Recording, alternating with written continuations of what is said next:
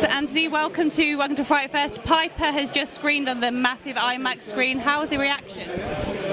It was fabulous. I mean, I was surprised there were so many people being a Sunday morning after a late Saturday night, and it was practically full. It was a superb reaction, and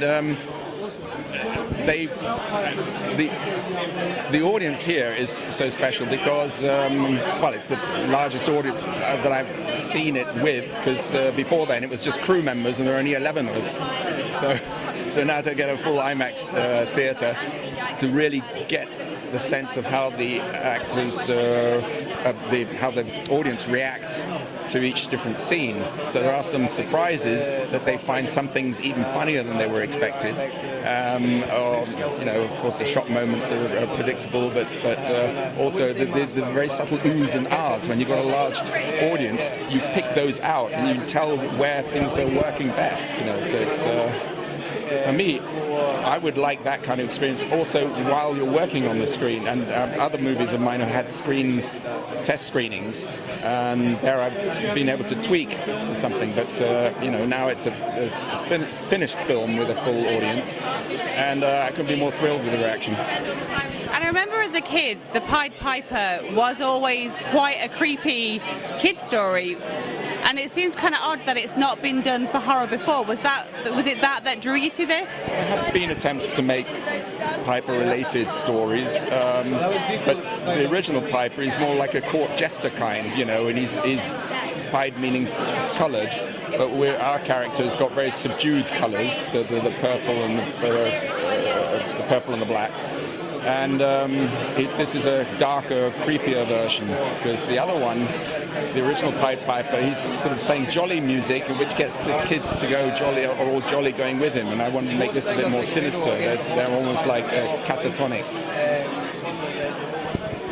And this film does go quite hard, you know. In the opening scene alone, it does something that is seen as quite taboo in horror. You know, how the opening scene, you know, there's a death that would normally be seen as quite taboo in any film. I guess horror is more. Why did you decide to go in with such a cold open and shock? Well, that scene was the closest to the original script that Duncan Kennedy wrote, but it is like that opener where you want to get a bit of get the audience, and I was thrilled that we got a round of applause just after that first scene with the title coming up, and I thought, wow, everybody's in a good mood now, willing to. It wasn't a shocked silence. It was like you don't really applaud a child hanging himself, but so it was, yeah. But I mean, it was action-packed, and it was. I don't know about taboo. Well, yes, I suppose it is taboo, and it depends on in the context. Yeah. And this is very much a film about the sins of the father being carried out on the children. I think that's quite a universal idea that we can all relate to in some way. You know, what is it about this film in particular that you thought would be a good vessel for that idea? I didn't catch the last part of that. And what's it about that aspect that made it a good vessel? A good festival movie? Or no? Sorry. Why was this film a good vessel for exploring those things?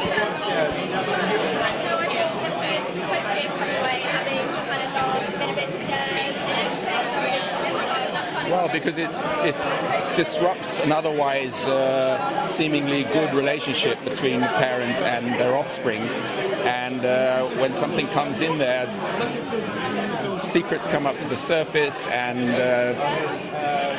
you can see a relationship break down, and then those trying to help them say that allowing the relationship to break down is actually making it worse, making it harder for them to repair. That's why the Tara Fitzgerald character, Auntie Aisha, is saying, you know, don't reject your mother. You have to, you've got to get through this together.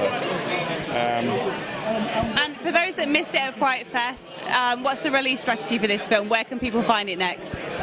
I just heard that from the distributors that they're going to, well, at least the UK distributors, they're going to move it to next year.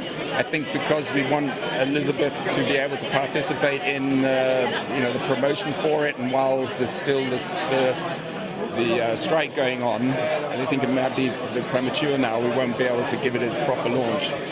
So I heard next year. Originally, it was going to be in October, leading up to Halloween. But next year I hear, but I haven't heard a date yet. I look forward to seeing it again. Thank you so much. Thank you.